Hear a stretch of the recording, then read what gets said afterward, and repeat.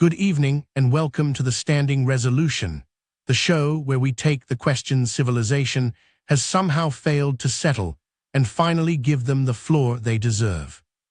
I'm your host, Justice Vale, and tonight we are settling something that has quietly divided households, sparked passive-aggressive notes in shared bathrooms, and apparently generated enough strong feeling to sustain an entire Wikipedia page. The stakes, as always, are nothing less than the truth.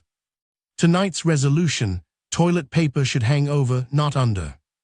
One side will argue in favor of that statement, that the paper should cascade forward, over the top of the roll, toward the waiting hand.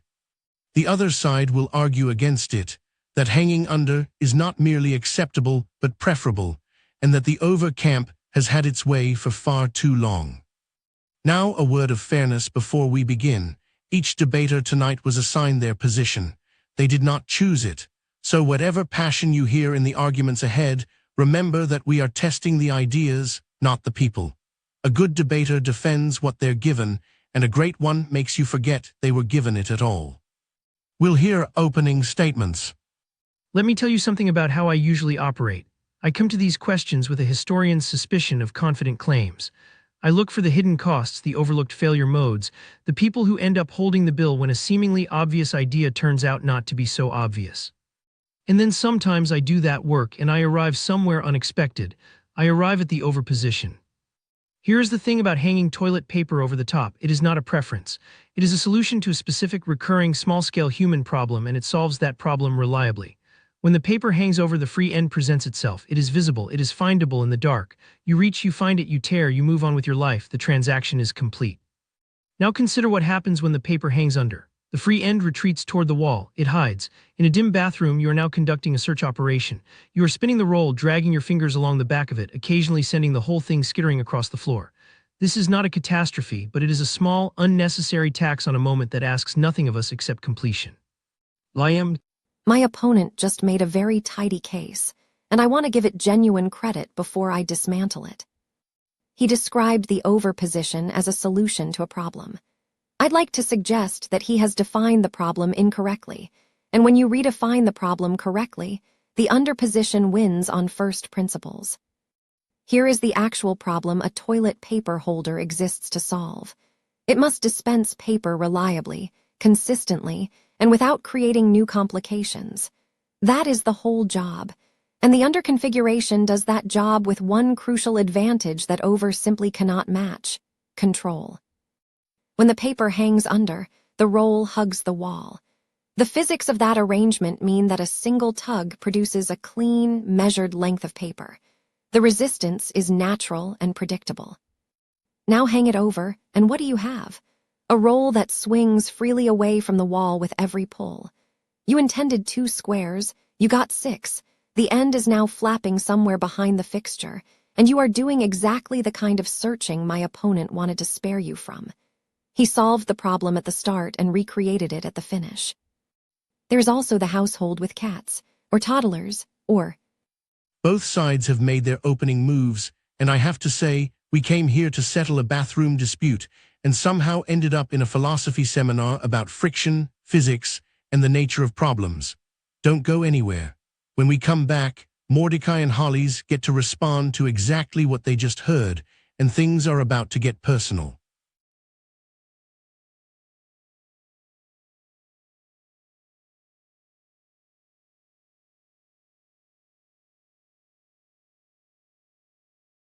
Welcome back, I'm Justice Vale, and you're watching the Standing Resolution, where tonight we are asking the only question that matters: should toilet paper hang over or under?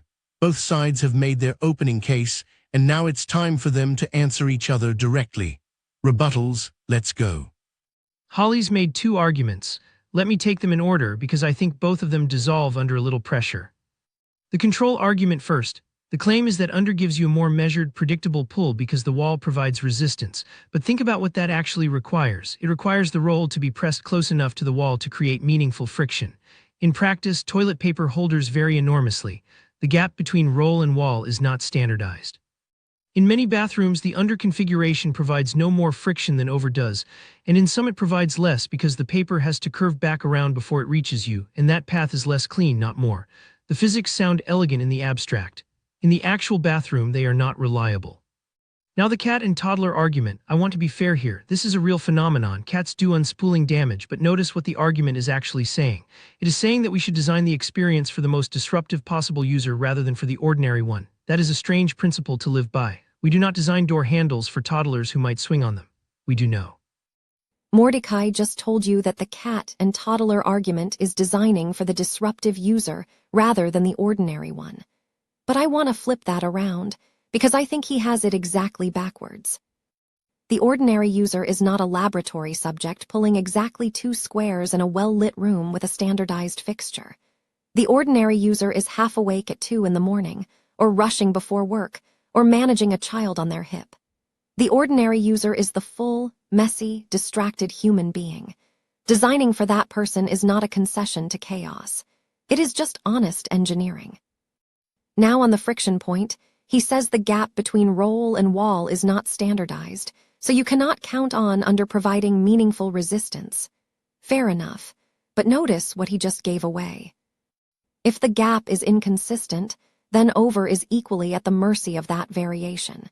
His argument cuts both directions.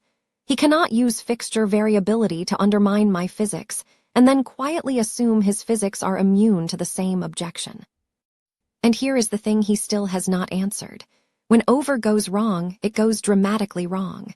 The whole roll cascades. When under goes wrong, you spin the roll in extra. Mordecai, you've leaned heavily on the original patent as evidence that over is the correct design. But patents protect inventions, they don't certify optimal use. The patent holder never lived with your cat, your 2-year-old, or your 3 in the morning bathroom. So set the patent aside entirely. What's your affirmative evidence that over actually performs better for real users in real conditions? Fair point. The patent was corroborating detail, not the foundation. Let me give you the foundation. The affirmative evidence is phenomenological. It is what happens in your hand. When the paper comes over the top, the free end hangs in open air, visible, accessible, detachable with a single clean motion. That experience is consistent across fixture types, across lighting conditions, across levels of morning alertness. The geometry is simply friendlier to the human reach. Under asks you to navigate around the roll to find what you need. That extra step is small, but it is never zero. And the question I always ask about any design is whether it adds friction to a moment that should be frictionless. Real users in real conditions benefit most from things that work without requiring attention. Overworks without requiring attention. That is not a patent claim. That is just what happens when you reach out your hand. Hollies, you've argued that under is the safer choice because its failure mode is smaller, a half-turn of spinning versus a full cascade. But you've also argued that the wall provides meaningful braking friction. You can't quite have both. If the friction is real enough to prevent runaway unspooling, then the failure mode you're describing barely exists. And if it isn't, then what exactly is the under position protecting us from? That is a genuinely sharp question, and I am not going to pretend it is not. Here is how I resolve it. The friction argument and the failure mode argument are not actually in conflict, because they operate at different magnitudes of force. The wall provides enough resistance to stop the casual, accidental brush of a sleeve or a passing cattail. It does not provide enough resistance to stop a deliberate, sustained pull. So the brake works against the small, unintentional disturbances that happen constantly in a busy bathroom, while still allowing you to pull paper freely when you actually mean to. Over has no such graduated response. Any contact, intentional or not, gets the same result. The roll swings forward and gives generously. So the under position is doing something genuinely useful. It distinguishes between a real request and an accident. That is not a contradiction. That is exactly what good design is supposed to do. We just watched Hollies thread a needle that I genuinely didn't think was threadable, and Mordecai held his ground without flinching. But here's where it gets interesting. Next up is the Steelman round, the part of this show where each debater has to stand up and make the strongest possible case for the side they've been fighting against. Stay with us. You'll want to see this.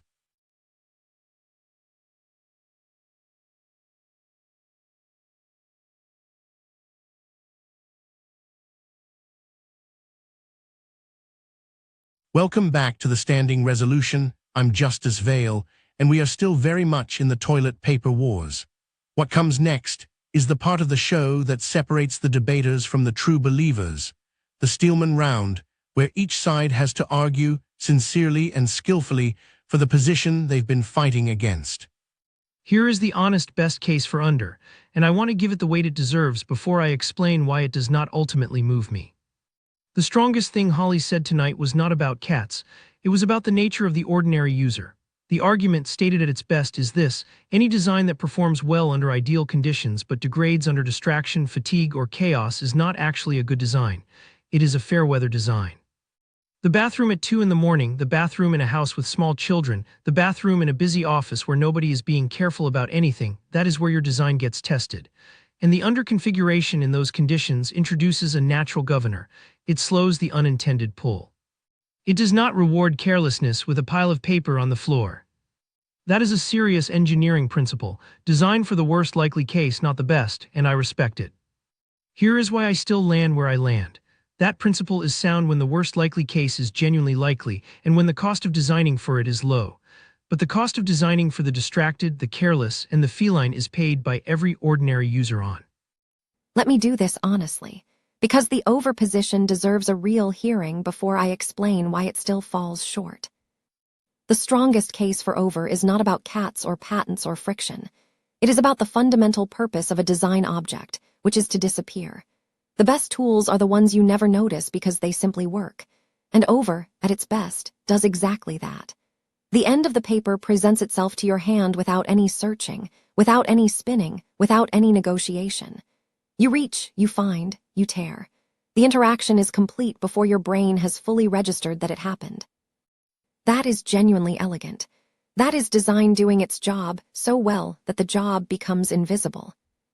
And there is something worth honoring in that. When Mordecai talks about the accumulated friction of a lifetime of small searches, he is pointing at something real. Tiny inefficiencies, repeated 10,000 times, are not tiny anymore. The overposition in the ideal case eliminates that friction entirely. It treats your attention as the scarce resource it actually is and refuses to waste even a sliver of it. That is the strongest version of the argument, and I mean it. Here is. Both sides just did something rare. They argued against themselves and meant it. Now comes the moment everything has been building toward. Closing arguments, no more questions, no more rebuttals, just each debater making their final, best case directly to you. Don't go anywhere. When we come back, someone wins this thing.